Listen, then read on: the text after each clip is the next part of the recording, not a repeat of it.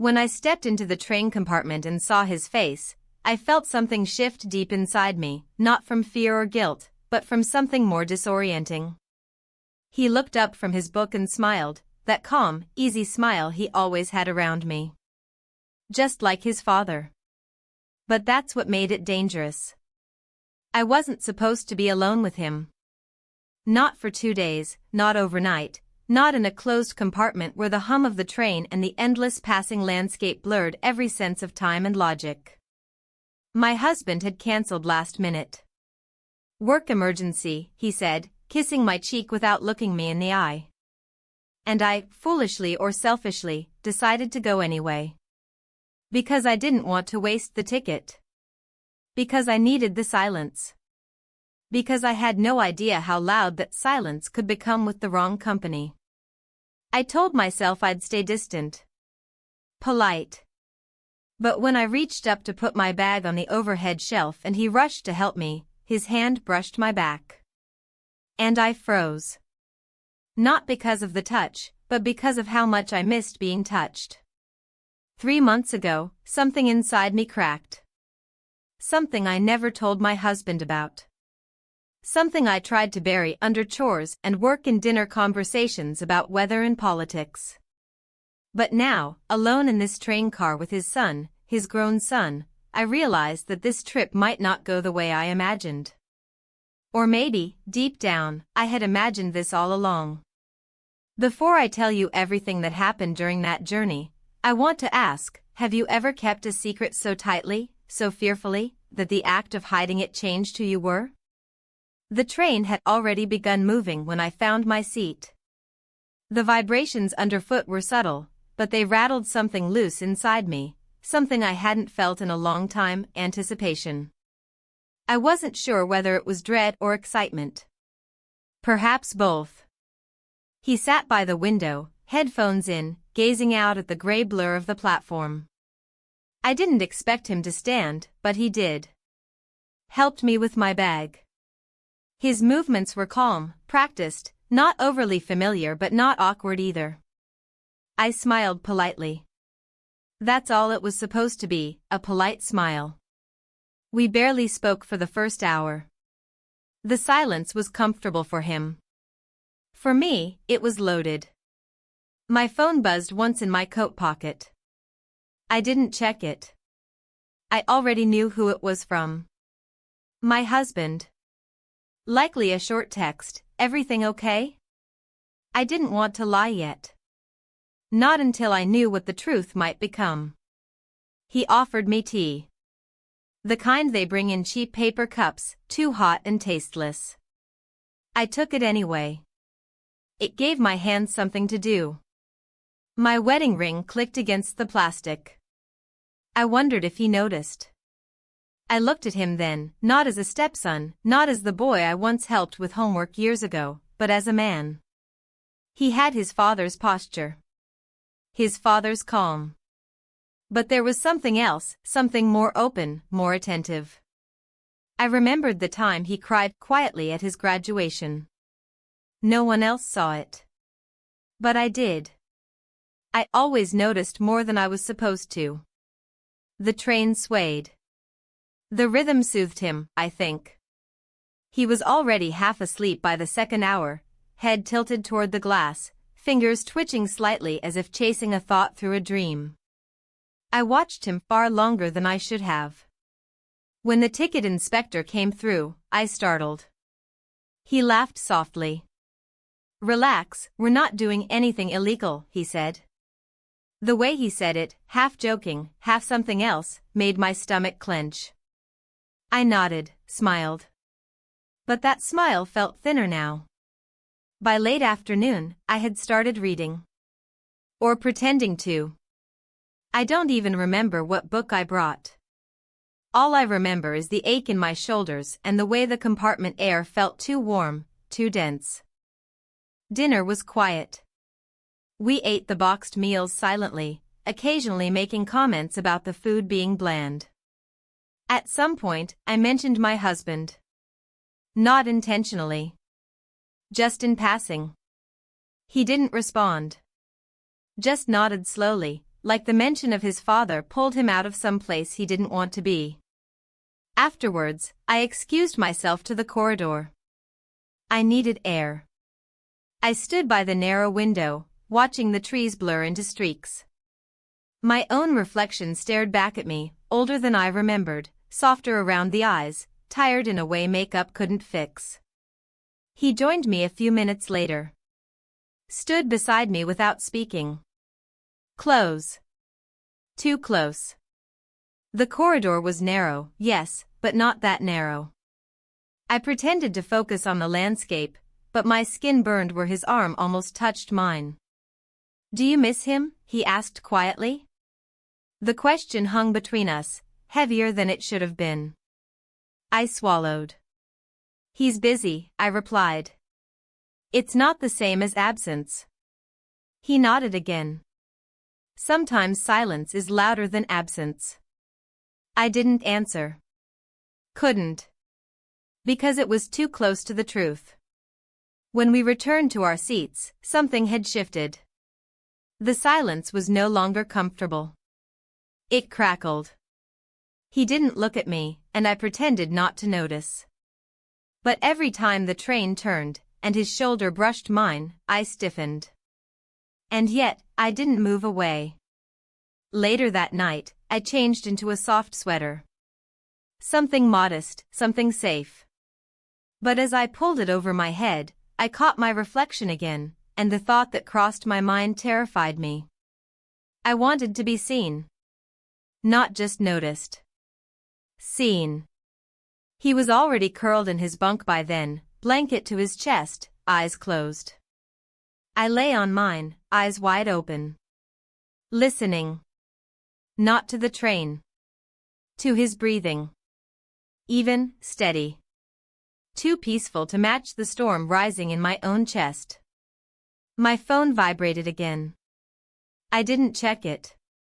I closed my eyes and tried to summon thoughts of my husband. Of home. Of the last time we made love, not because I missed it, but because I wanted to remember who I was supposed to be. But I couldn't. All I saw was the way his son looked at me when I walked into the compartment. And it scared me.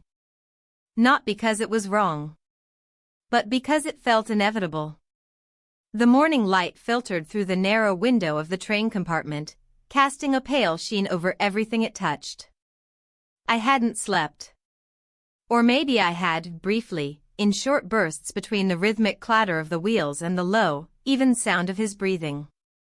My body felt stiff, both from the awkward posture I'd curled into and the weight of the thoughts pressing on my chest. I stayed still as long as I could, hoping movement might postpone the awkwardness I expected when our eyes met again. He was already awake. Sitting upright with one leg tucked beneath him, sipping from a paper cup of coffee he must have gotten from the service cart. He didn't say anything at first. Just nodded in my direction as if we were two polite strangers sharing a space by chance. I nodded back. My heart skipped, confused by how easy he made it look. I got up, folded my blanket, and went to the small sink at the end of the corridor to wash my face. The water was cold, sharp against my skin. I studied my reflection, searching for signs of guilt, of change, of something irreparable. But I looked the same. And that scared me more than anything. Because I didn't feel the same. Back in the compartment, he had pulled out a book. I tried to do the same, but my hands trembled slightly as I turned the pages, making it impossible to focus. I didn't know what I was more afraid of, speaking, or the silence continuing indefinitely. Eventually, he looked up and said, quietly, "You okay?" I nodded. Too quickly. Too emphatically. He waited, then returned to his book. That should have ended it. But of course, it didn't. Later, as the train passed a stretch of open field, I asked him whether he remembered the trip we took when he was 16. A family vacation to the mountains. He had broken his wrist falling from a rented bike. I was the one who stayed with him at the clinic. I had read to him in the waiting room while his father dealt with the insurance paperwork. That was the first time he called me by my name instead of her. He smiled faintly, said he remembered everything. His exact words, "You were the only one who made me feel calm." I didn't know how to respond to that. I stared out the window again, watching the pale grass blur and bend as the train pushed forward. We passed small towns, distant smokestacks, old, rusting sheds standing like forgotten markers along the track. The world moved outside, indifferent. And I began to realize something: this wasn't just about one moment of weakness.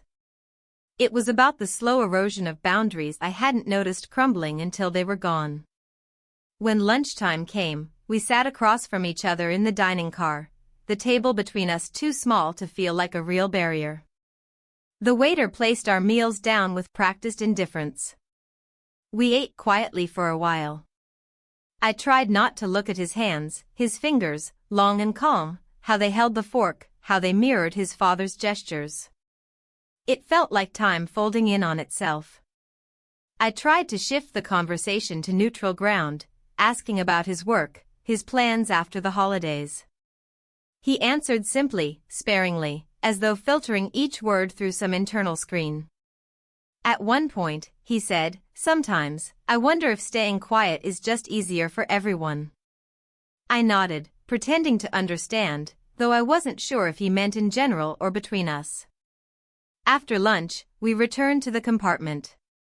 The silence had changed again, no longer heavy with implication, but strange, fragile, as if we were both pretending it never happened. I found it both comforting and unbearable. An hour later, I pulled out my sketch pad, something I hadn't touched in months. The pencils were still tucked in the front pocket, and used and sharp. I didn't sketch people, not anymore. But landscapes? They were safe. I began tracing the outline of the trees we passed, the silhouettes of barns in the distance, anything to occupy my hands. He watched me. Not obviously, but enough for me to feel it in my skin. "You should do that more," he said eventually. "You look more like yourself." I didn't reply. Because I wasn't sure who myself even was.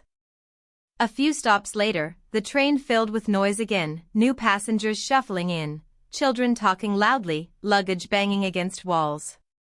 A woman sat across from us briefly before realizing she was in the wrong car.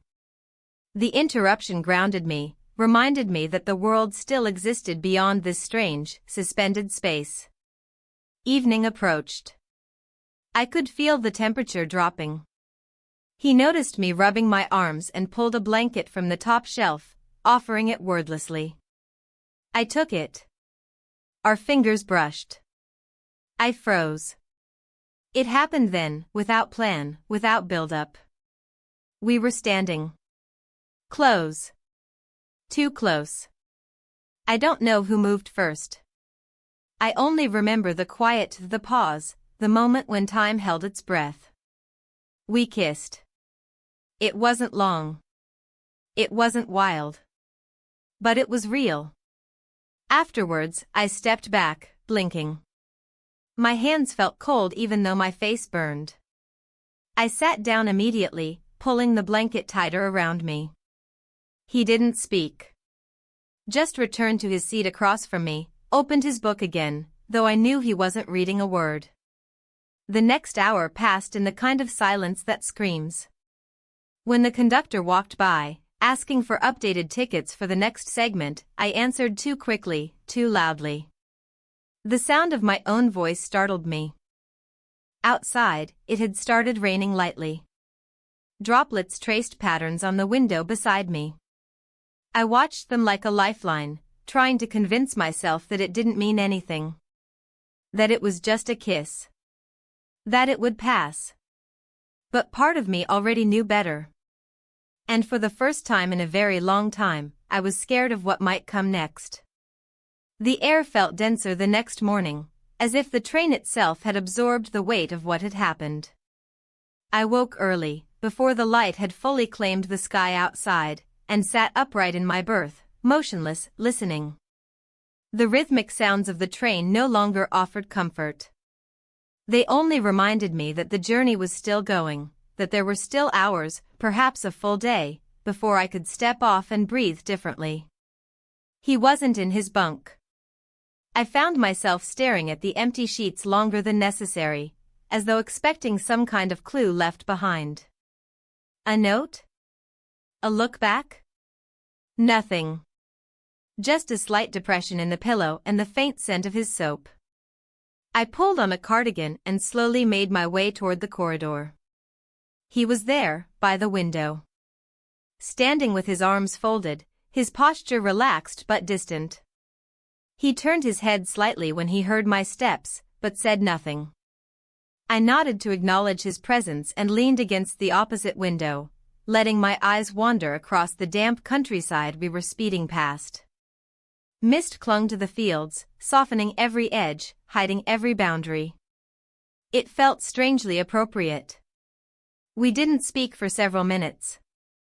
The silence had changed again. It wasn't awkward, but it wasn't neutral either.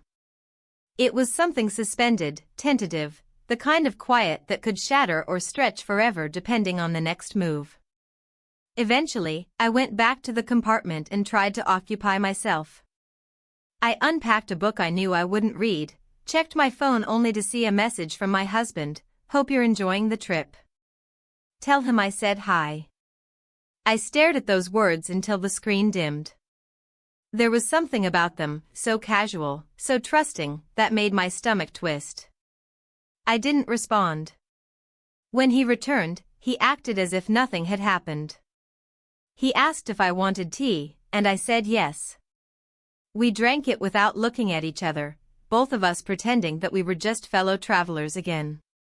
But beneath the surface, everything had changed. After breakfast, the train stopped at a small rural station. We were given 30 minutes to stretch our legs. Most passengers descended onto the platform, eager for a breath of fresh air. I hesitated, but he was already putting on his jacket and motioned for me to join him. I followed. The air outside was crisp, almost cold, with the faint scent of soil and wood smoke in the breeze. We walked in silence along the edge of the platform, past an old brick wall covered in faded posters. He didn't reach for me, didn't walk too close, but I felt his presence more acutely than ever. We sat on a bench near the end of the platform. A few children played nearby, their laughter piercing through the otherwise quiet station. I watched them for a while, trying to lose myself in their energy. Trying not to think about what I wanted to ask, or what I didn't want to hear. "I didn't mean for that to happen," I said eventually, barely louder than the wind. He glanced at me, not surprised, not defensive. "I know." We didn't say anything more. The words that should have come next, explanations, regrets, boundaries, stayed lodged in the spaces between us. It wasn't a moment for resolution. Just a pause. A shared understanding that we had stepped past something neither of us could name yet. Back on the train, the compartment felt smaller. As though the walls had shifted inward. I pretended to nap, turning toward the window and closing my eyes. But I couldn't stop thinking. Not just about what had happened, but about how easily it had happened. And how little resistance I had felt. That scared me more than the act itself. I tried to recall the last time my husband had looked at me with intention. Not obligation. Not habit. But attention. I couldn't remember. Maybe it had been a year. Maybe longer. And that thought, cold and undeniable, wrapped itself around my chest like a thread pulled too tight. In the afternoon, we reached another transfer point. A longer stop this time, 3 hours.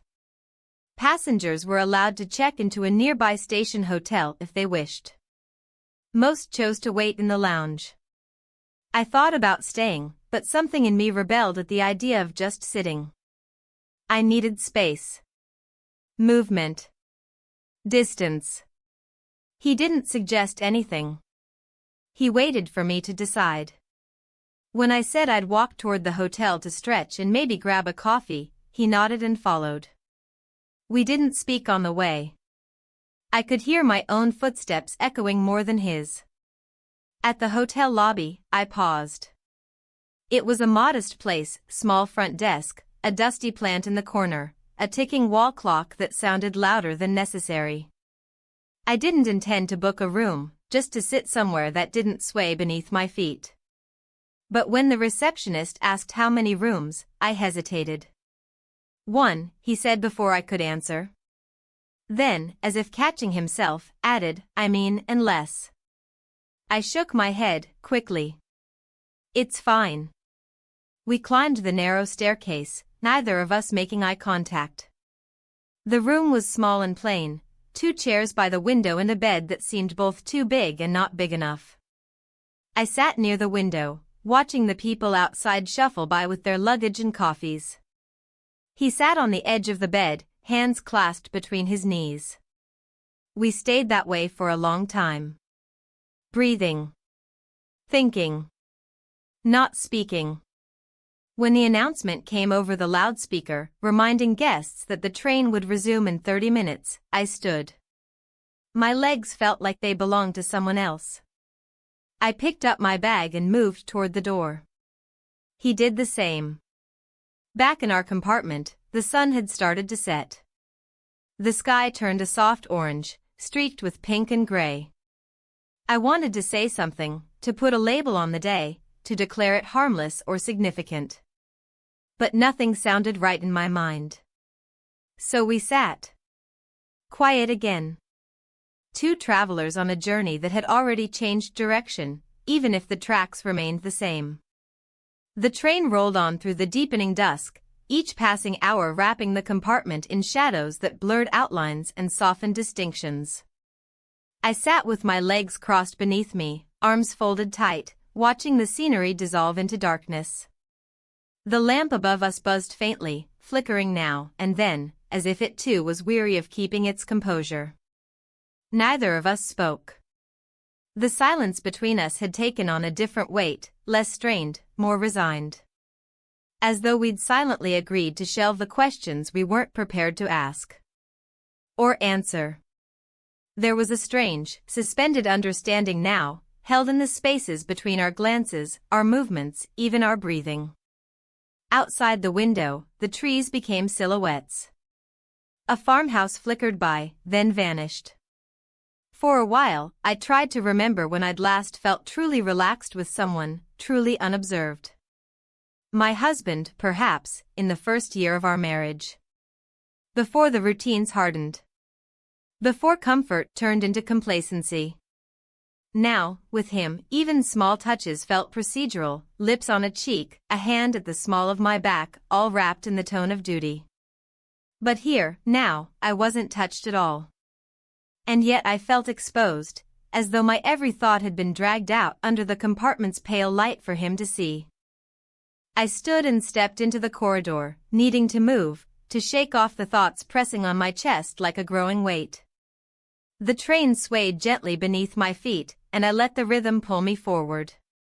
I paused by the window, resting my forehead against the cool glass. My reflection hovered faintly, a ghost of a woman I didn't fully recognize. Her eyes were tired, but alert. Her lips slightly parted, as if mid-thought. Footsteps behind me. He stopped a few feet away. I didn't turn. "I'm going to read for a bit," he said softly. "Let me know if you want anything from the cart." I nodded without looking. The sound of his steps retreating echoed louder than it should have. When I finally returned to the compartment, he was thumbing through a novel, a blanket thrown casually over his legs. He didn't glance up, just shifted slightly to make room for me to pass. I sat, folded my arms again, and stared forward, not really seeing anything at all. Minutes passed. Then more. Somewhere in the distance, the train crossed a bridge. I felt the brief lift of the tracks beneath us, the hollow resonance in the wheels. A dog barked from some unseen yard. Then silence again. I looked down at my hands. The skin around my wedding ring was slightly red, too tight. I slipped it off slowly, rubbing the indented skin with my thumb. Not as a statement. Not even with intention. Just to feel something different. He didn't notice. Or maybe he did and pretended not to. Sometime after, the conductor announced the next stop, a 10-minute break in a small town I'd never heard of. The passengers around us stirred. Bags were shifted, coats pulled from racks. He stood and offered a hand to help me up. I hesitated, then took it. His grip was warm, steady, not firm, not loose. It lingered for half a second too long. We stepped off into the chill. The platform was narrow, uneven, bordered by chipped concrete pillars. A handful of travelers milled about, stretching their limbs, lighting cigarettes, murmuring into phones. The air smelled of damp stone and wood smoke, sharp and familiar in a way that tugged at some buried memory I couldn't place. He walked beside me but didn't speak. I appreciated the silence now, it held more meaning than words might have. We rounded the end of the platform, stopping near a bench facing a wire fence, beyond which lay a dark field lined with sleeping trees. I sat. He stood a few steps away, hands in his pockets. From the far end of the station, music drifted faintly, probably from someone's car. A slow, old tune. Something wistful. I closed my eyes, letting it settle inside me, letting it blend with the night and the cold and the knowledge that I didn't want to go back. Not just to the train. To anything. He shifted his weight, and I looked up. Our eyes met briefly. No words were needed. He looked away first. We reboarded in silence. The compartment was warm now, almost too warm. I loosened my scarf, hung my coat back up. He reached for his blanket again, and I did the same. Our movements mirrored each other, unintentionally synchronized in a way that only prolonged proximity can create. I pulled out a notepad from my bag. Pages mostly blank. It was supposed to be for sketching, but I hadn't drawn anything in weeks. I flipped through it slowly, pretending to look for something, while in truth I was avoiding eye contact. When I finally looked up, he was watching me. He smiled. Not a full smile. Just enough to soften the corners of his mouth. It wasn't invitation. It wasn't apology. It was something between acknowledgement and restraint. I nodded once, not quite smiling back. Hours passed.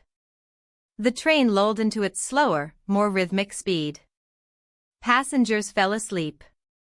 Lights dimmed. I didn't sleep. I watched the moon shift across the sky through the window. I felt every inch of distance between the seats. And yet I also felt everything we hadn't said fill that space like fog. He had gone quiet. But not withdrawn. Not cold. Just still. I wanted to believe this would end without consequence. That we would reach our destination, step off the train, part with polite words and unspoken relief, and return to our normal lives. But I knew better. Because I had already crossed a line the moment I stopped pulling away. The moment I began to wonder what it would feel like to let go completely. And that wondering, it didn't fade. It settled. It stayed. The morning arrived cloaked in a low, silvery fog that clung to the windows, blurring the world outside into shapeless softness. I sat upright in my berth, my back stiff, my hands curled in my lap, still unsure whether I had slept or merely drifted through the hours with my eyes closed. The fog made the compartment feel suspended, as though the train wasn't moving at all, as though we'd been paused in place, forgotten by time. He was awake too, sitting cross-legged on the lower bunk, flipping slowly through a travel magazine someone had left behind. His hair was still mussed from sleep, and he hadn't bothered with shoes yet. The relaxed carelessness of it made my throat tighten. He looked young in that moment. Young and calm and unaware of how much my gaze lingered on him. I turned toward the window, watching my reflection swim in the misted glass. My face looked older this morning. Not tired, just changed. I touched the corner of my eye without thinking, brushing the skin lightly, as if searching for a smudge that wasn't there. A knock at the door startled both of us. The attendant leaned in to ask if we'd be joining breakfast in the dining car. I hesitated. He said yes before I could speak. I nodded along, unsure whether it was agreement or surrender. The dining car was half empty, soft classical music humming beneath the clink of cutlery and the rustle of newspapers. We sat across from each other again, just as we had the day before. But the space between us now felt tighter, charged with something unsaid and unshakable. We placed our orders with polite murmurs, and then the silence returned.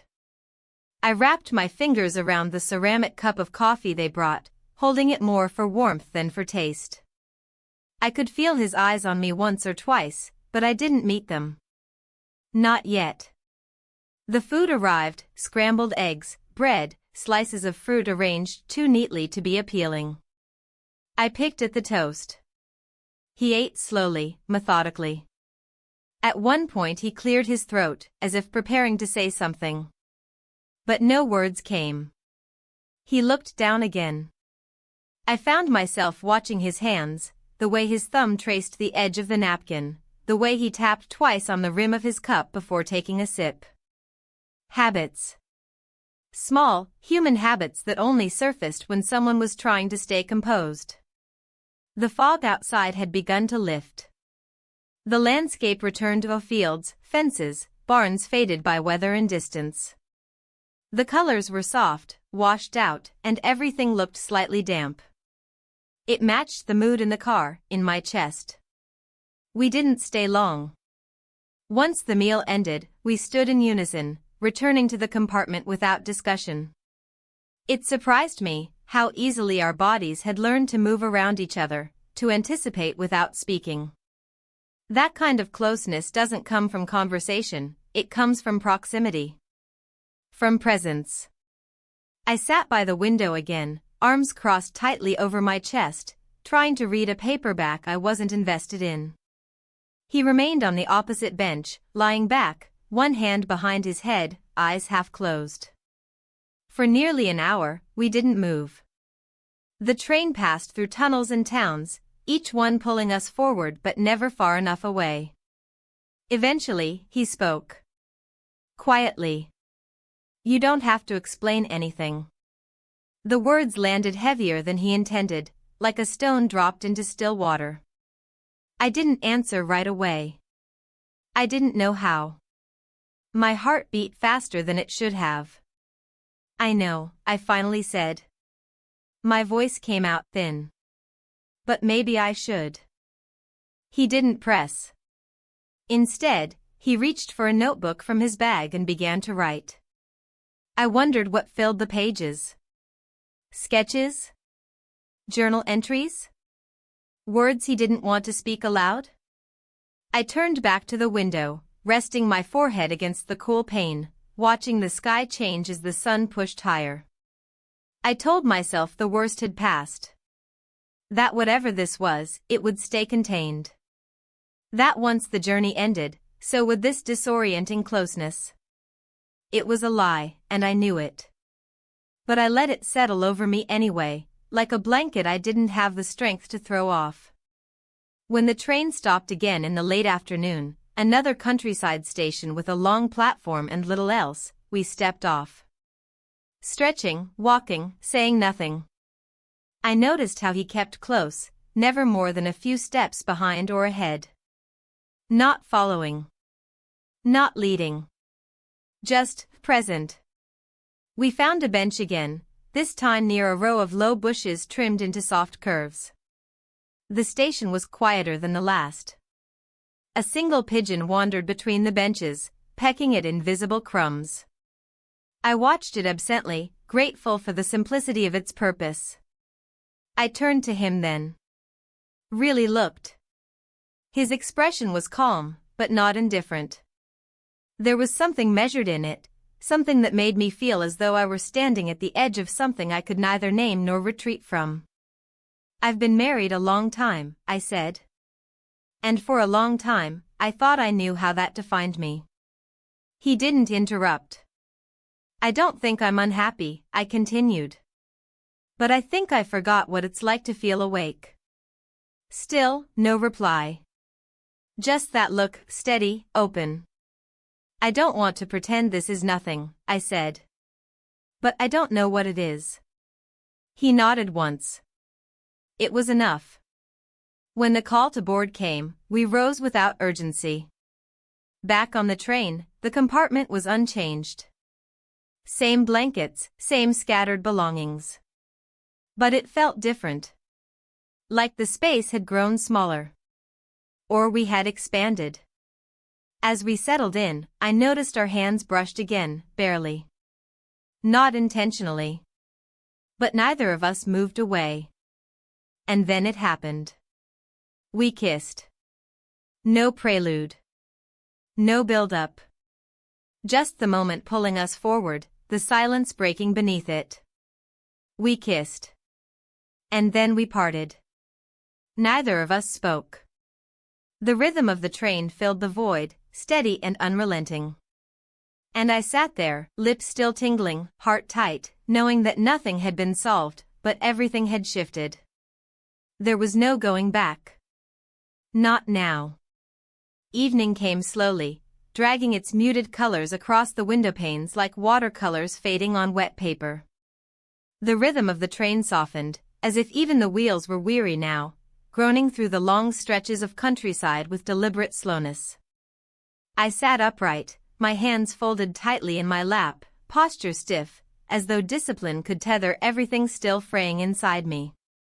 He had taken the upper berth to rest. His shoes were still below, his book face down beside them. I could hear the soft rustle of the blanket when he turned, but nothing else. That silence had become a constant, thicker now than before, but quieter in the way snow is quiet. Full of weight, but soundless. I leaned back and closed my eyes. Not to sleep, but to retreat. I needed to breathe without thinking, to hold myself steady without the temptation to analyze the moment that had broken whatever remained of the boundary I had clung to. We kissed.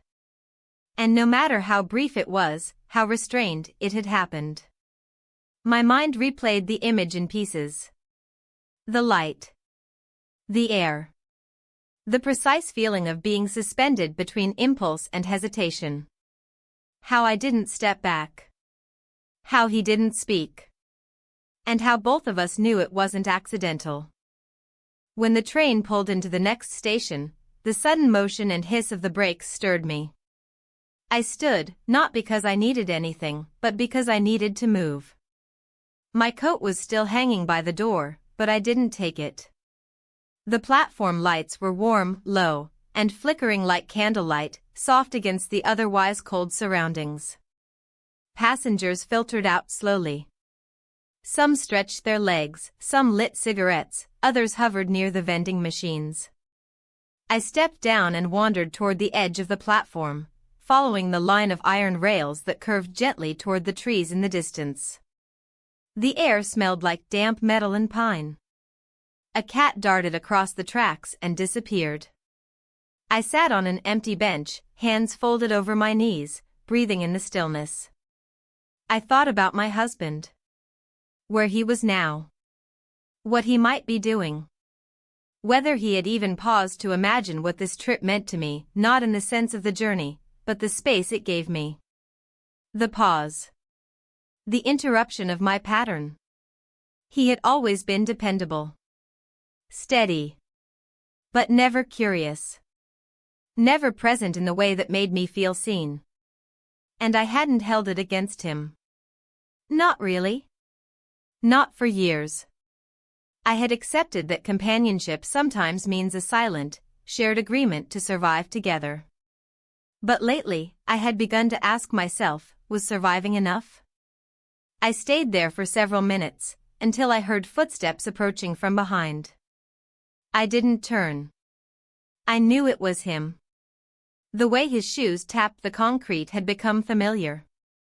He sat beside me. Not close. Not distant. Just beside. Neither of us spoke for a while. It wasn't avoidance. It was a mutual understanding that some words, if spoken too early, might collapse what had not yet found its shape. Eventually, I said, I didn't expect this. He didn't ask what this was. That was the kind of man he was, he didn't need to dissect everything. And somehow, that made it easier to speak. I thought I was past the point in life where I would feel unraveled, I continued. But something about this trip, being away from home, from routine, it pulled something loose. Still, no reply. Only the sound of wind brushing through the trees behind the fence. I keep trying to tell myself it was harmless, I said. But I don't know that I believe it. He looked ahead, not at me. Do you want it to be harmless? I didn't answer. I couldn't. Because the question wasn't about intention. It was about consequence. When the final boarding call echoed through the station speakers, we stood at the same time. The bench creaked beneath us. We walked back without touching, without hurrying, as though we were still deciding whether the next step would take us forward or back. Inside the compartment, the mood had changed. Not darker, not lighter, just quieter. Like after a storm has passed and you're not sure if another is coming. I sat on my side, unwrapping a travel blanket from the overhead rack. He did the same, mirroring my actions without seeming to realize it. We moved around each other carefully now, not with awkwardness, but with attentiveness. Like two people aware of how much tension lived in each movement. The train pulled away from the station, and the world outside began to recede again. Lights dimmed. People returned to sleep. I didn't want to sleep. I wanted to sit with the unease. Because it meant I was still feeling. I looked at my phone for the first time in hours. A message from my husband waited, "How's everything? Train on time?" I stared at it for a long while before typing. "Everything's fine. On schedule." It wasn't a lie. It was just incomplete. When I glanced up, I saw that he was watching me, not with demand, not with anticipation. Just watching. Quietly, with the kind of calm curiosity that asked nothing but saw everything. I set the phone aside. Neither of us moved. Outside, the night was deeper now. The train's reflection flickered faintly in the darkened glass, our faces hovering there like versions of ourselves from another place, another time. And I wondered, if the train never stopped, would this stay contained forever? Or would something eventually give way? Because something inside me already had. The hotel room was quiet, save for the occasional hum of traffic drifting through the partially opened window. The curtains fluttered slightly with each gust of wind, casting moving shadows on the beige walls. We had arrived hours earlier, choosing, mutually, not to stay at the train station during the overnight layover. It was the practical choice. Or so we told ourselves. I had taken a long shower after we checked in, not to clean myself so much as to gather composure. The water was lukewarm and the pressure low, but it grounded me in a way I desperately needed. I stood under the stream longer than necessary, hands pressed flat against the tile, forehead leaning into the steam.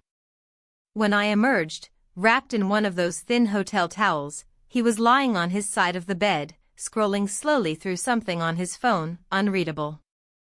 He looked up briefly, met my eyes, then looked away. There was no awkwardness, just a strange sense of waiting, like we were both listening for something unspoken to arrive. I changed quickly in the bathroom. A long-sleeved shirt, soft pants. Comfortable, modest. I didn't want to think about how I looked. I didn't want to calculate what could be interpreted, what might be assumed. I only wanted to feel like myself again. Whoever that was. Back in the room, he had sat up, legs crossed at the ankles, arms resting loosely on his thighs. The television was off. No music played. He hadn't opened the complimentary water bottles or touched the fruit tray. It was as though we were both afraid that doing anything normal would make everything else feel more real. I sat on the chair by the window, pulling my knees up to my chest, gazing out into the city. It wasn't a remarkable view, just rooftops, a few blinking red lights in the distance, some parked delivery trucks, but it gave me something to anchor my eyes to. Something that didn't look back. The silence between us wasn't hostile. It wasn't even tense anymore. It had shifted into something else entirely, intimate, but not physical. Heavy, but not crushing. Like the air in the room had thickened with meaning. He stood up after a while, crossed to the desk, and opened a small notebook. The same one I'd seen him scribble in before. He wrote something down, closed it, and placed it face down on the desk. Then he turned toward me, but didn't move closer. He leaned against the wall instead, arms crossed, his expression unreadable. "You don't have to stay here," I said finally, surprised by how steady my voice sounded. "We could book a second room. I don't want to make this harder." He shook his head once. "It's not harder because we're in the same room." I looked away again, feeling the pull in my chest tighten. I hated how much sense that made. How easily I understood what he meant without needing it explained. It wasn't about space. It hadn't been for days. The tension, the awareness, the emotional gravity we'd drifted into, it would have followed us anywhere.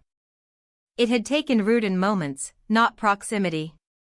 I stood and crossed the room slowly, stopping near the edge of the bed but not sitting. I didn't know what I was doing.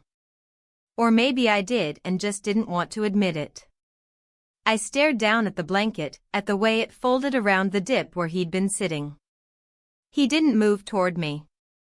Didn't reach for me. That was the part that undid me most. There was no persuasion, no seduction.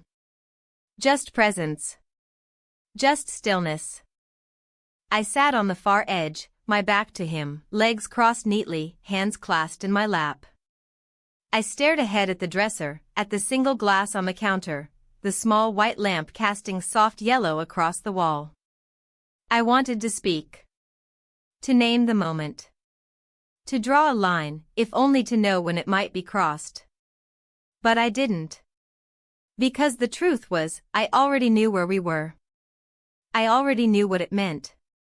And so we stayed like that. 4 minutes. Maybe longer. And then, at some point between breath and stillness, between silence and awareness, we spent the night together. There are no words to add. No elaboration needed. Just that, we spent the night together. When I opened my eyes, it was still dark outside. A faint blue creeping into the edge of the sky, the hour before dawn when everything feels suspended. I was lying on my side, facing the window, the sheets cool beneath my fingertips. He was already awake, sitting on the edge of the bed, fully dressed. His bag was packed, propped against the wall. He wasn't looking at me, just out the window, his profile calm, distant. I sat up slowly, pulling the blanket around me, unsure whether to speak, whether to ask anything. He turned his head slightly and said, "We should get back soon. Train leaves in less than an hour." I nodded. That was all. In the bathroom, I washed my face with trembling fingers. My reflection was pale, but not hollow. I looked at myself longer than usual, waiting for guilt to show up and settle into my expression. But it didn't. Or maybe it had already been there for years, and I had simply learned not to recognize it. I dressed in silence. Packed in silence. And when we left the room together, we didn't look back. The streets were still mostly empty, the early hour casting everything in soft blue-gray tones. The walk to the station was short. We moved without touching, but never far apart. On the platform, as the train approached, he handed me my ticket. His hand brushed mine for the briefest moment. And then we boarded. No words were exchanged. None were needed. Because everything that mattered had already happened. The train was already moving when we returned to our compartment. The gentle sway of the carriage felt almost exaggerated, as though the very motion of the world was trying to remind me that everything must go forward. I sat by the window again, my bag nestled at my feet, jacket folded across my lap. The glass was cool to the touch, and outside, the morning sky had given way to a brighter tone, washed clean by the blue of early light. A few clouds drifted like afterthoughts. He sat across from me, leaning his head back against the wall, eyes closed but not asleep. The thin lines between his brows suggested thought, not rest. His hands were folded over his stomach, and he breathed evenly, slowly. There was no stiffness in his posture. He looked completely still. And yet, there was an electricity in the space between us, quiet, invisible, but undeniably there. Neither of us spoke. I wanted to ask him what he was thinking. If he felt the weight of the night the same way I did. If it clung to his shoulders with the same mix of sorrow and serenity. But I didn't speak. The silence had become too delicate.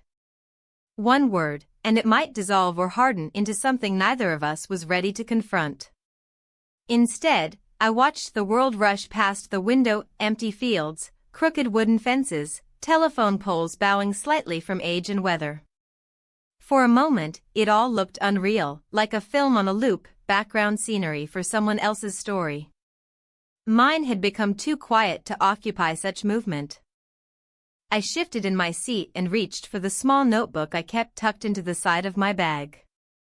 Not for writing, I hadn't written in it since last winter, but as something to hold. Something to anchor me. I turned the pages slowly, stopping on an old grocery list scrawled in my husband's handwriting.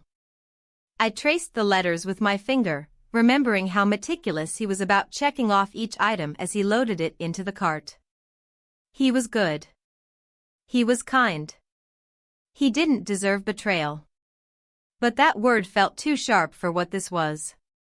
Too definite. Too clean. Because what happened between us hadn't been calculated or cold. It hadn't been about revenge or escape. It had been about presence. About a need that had outgrown my ability to ignore it. About connection. However fleeting. However complicated. I closed the notebook and tucked it away again. He opened his eyes then, looked at me without speaking. It wasn't a questioning look. It was acknowledgement. As if he had felt me shifting, even without seeing it. I nodded once, the gesture small and tired. Later, we passed a town I remembered visiting once years ago, during the first year of my marriage. My husband and I had stopped there for a weekend, stayed in a little bed and breakfast with lace curtains and a breakfast tray that arrived an hour too early. I remembered the fog on the second morning, how we'd gone for a walk and gotten lost. We had laughed. Held hands. Kissed by the riverbank. That memory rose slowly and receded just as quickly, leaving behind the faintest ache. Not pain. Just distance. I wondered what he would say if he knew. If I told him. If I sat across from him at our kitchen table one quiet Sunday morning and said, I didn't mean to. But I did. Would he listen? Would he want to know how it started? Or only that it happened? And would I tell him the truth? That I didn't regret the connection, only the guilt that followed? The day stretched on. At some point, we stopped for 15 minutes in a small junction town. Passengers stepped out for fresh air, for coffee, for phone calls. I stayed seated. So did he. Neither of us made a move to speak or move or change what had settled between us. A child passed by the compartment, chasing something invisible. He laughed, a sound that didn't match the mood inside our space at all. For a second, I envied that freedom. That unthinking joy. He stood then, crossed to the door, and stepped out into the corridor.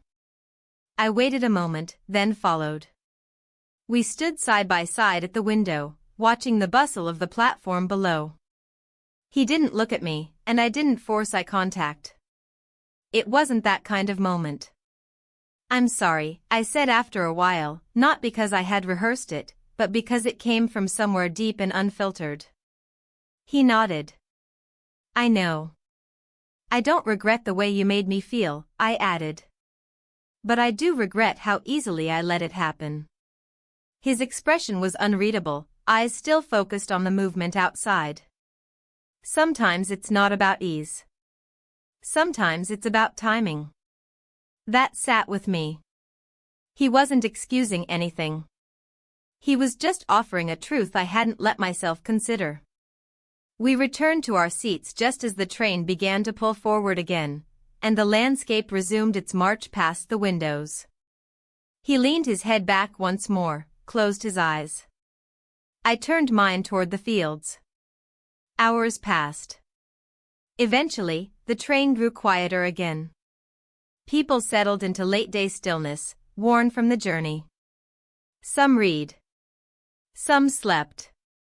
Some stared, like I did, into the middle distance, lost in thought. As the light dimmed into dusk, I felt something shift. A closing. Not dramatic. Not final. Just the awareness that whatever space had once been wide open between us had begun to narrow. We didn't speak again that evening. And when I closed my eyes, sleep found me not in peace, but in a kind of exhausted stillness. A place beyond guilt.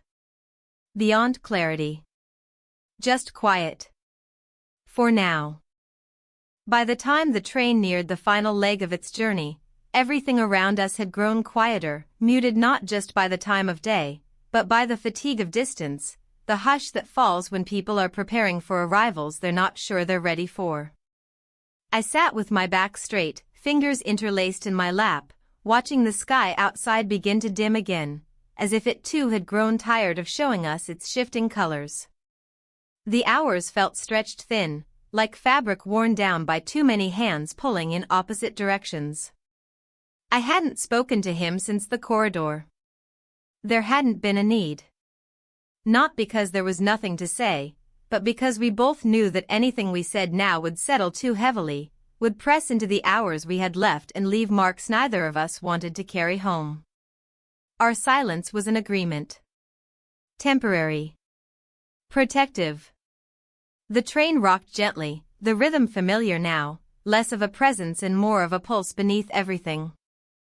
I focused on that, trying to time my breathing to the movement, grounding myself in the sameness of it.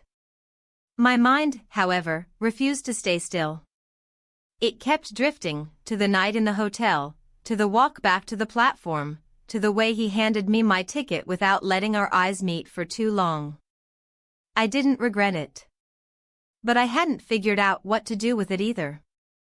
From time to time, he would glance at me, just enough for me to feel it, never enough to make a moment out of it.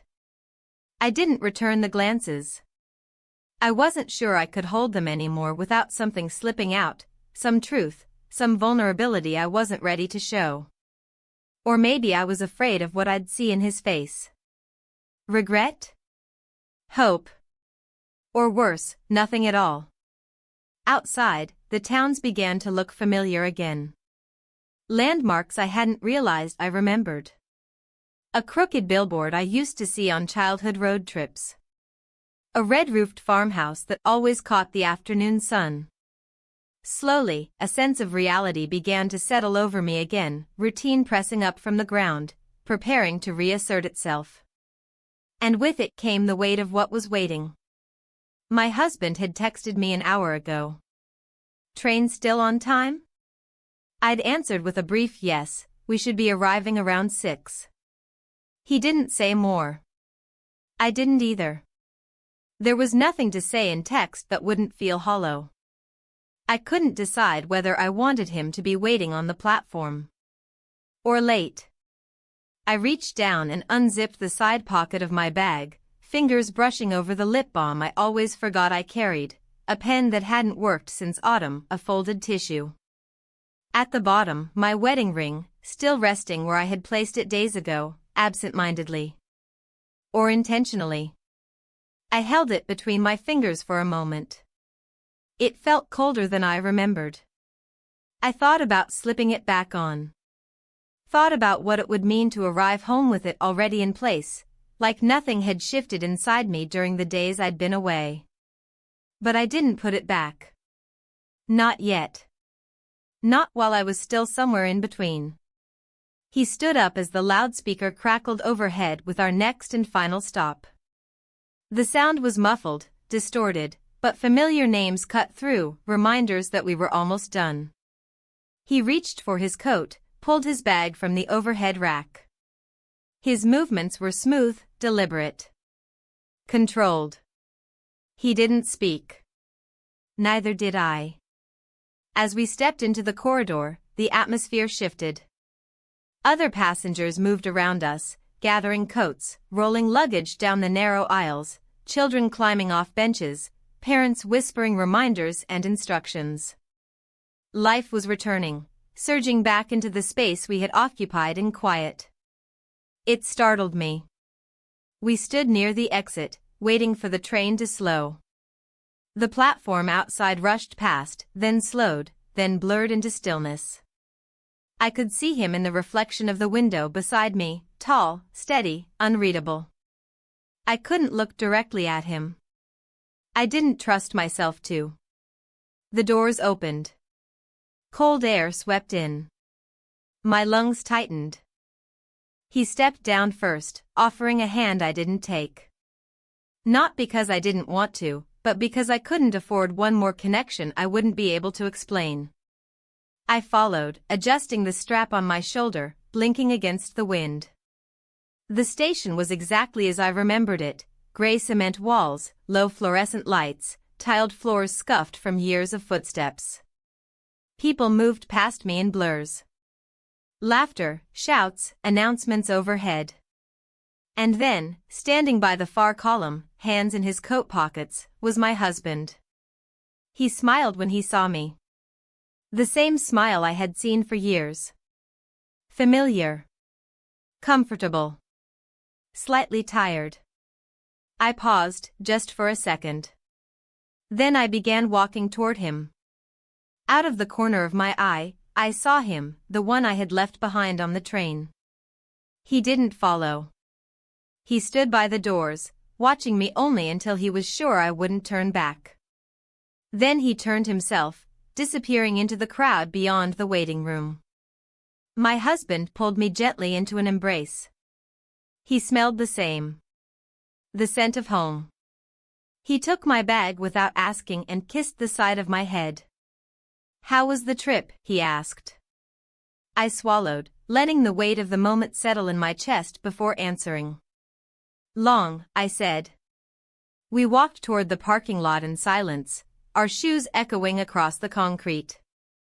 I didn't tell him about anything. Not on the way home. Not that night. Not even later, when the memories returned like tides I couldn't predict. I showered, unpacked, folded the train tickets and tucked them into the side drawer of my desk. I stared at them for a long time before closing the drawer. That night, I placed my wedding ring back on my finger. It fit the same. But something else didn't. And I knew, as I lay beside my husband in our bed, staring at the ceiling in the dark, that the hardest part hadn't been the moment it happened. The hardest part would be carrying it forward. Quietly. Alone. Without rewriting it. And without forgetting. The next few days passed with a strange, measured slowness, as though my world had slipped half a step out of sync with itself. The house was just as I'd left it, keys still on the hook near the door, shoes lined neatly by the bench, the faint scent of old lavender clinging to the hallway from a reed diffuser long overdue for replacement. Nothing had changed. And yet everything inside me had.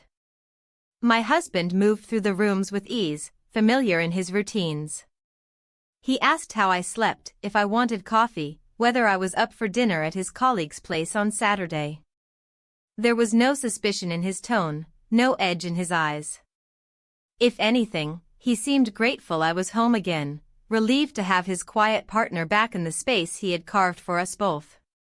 I nodded, answered softly, kissed his cheek in the morning. I did all the things a wife should do when she returns from a trip. But in the silences, the ones between spoken words and footsteps, my thoughts returned to the train. To the motion, the isolation, the brief and terrifying clarity of feeling seen. At night, I lay in bed beside him, staring up at the ceiling while he drifted to sleep within minutes. His breathing was even. Predictable. Comforting. I listened to it like a rhythm I had memorized years ago, one I no longer needed to count. I knew the rise and fall of it. The shape of his sleep. The weight of his arm when it curled instinctively toward me before dawn. Still, I stayed awake long after the house quieted.